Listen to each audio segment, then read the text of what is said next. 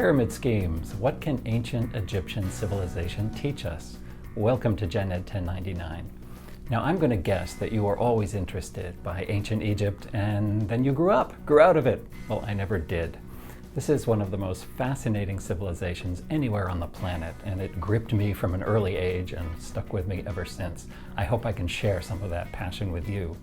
So what makes this a new GENED course, and why should we care about a civilization that is so remote? That's actually one of the themes of the course that we'll explore. You could look at this culture and wonder, they are so exotic, so different, they have nothing to do with us. Or we could flip that around and say, this is all part of the human experience. They're not so dissimilar from us anyway.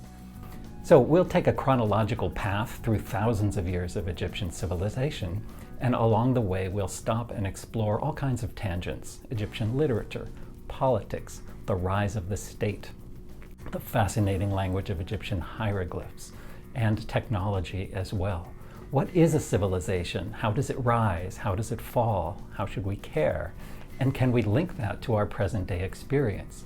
In the new GENED system, I think we can. So with interactive classroom discussions and lectures and some wonderful field trips to the Museum of Fine Arts Boston, to the Peabody Museum storage collections, to the Harvard Semitic Museum, and even to Giza 3D, a special visualization classroom where you'll put on headsets and dive down burial shafts and fly over the Sphinx in 3D.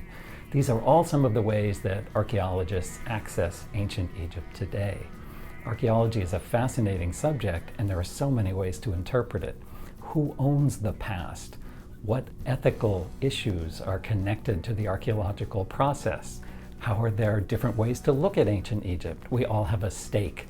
Egyptologists, Westerners, Easterners, Afrocentrists, so many different ways to interpret this culture. And let's not forget about the Nubians in modern-day Sudan to the south of Egypt. Plenty of interaction there. And of course, the larger Mediterranean world as empires rise and fall. Come join me on this travel. I hope to learn what you feel about this ancient civilization, and I'd love to share some of the passion that I have for it. We have pyramids, gigantic temples, incredible monuments, and we also have tiny, minute masterpieces in gold and faience and other types of precious materials. So from modern technologies, 3D scanning and printing and new ways to experience ancient Egypt, to the actual antiquities themselves in some of our field trips. I hope you'll join me on this course, and we'll discover more about what ancient Egyptian civilization has to teach us.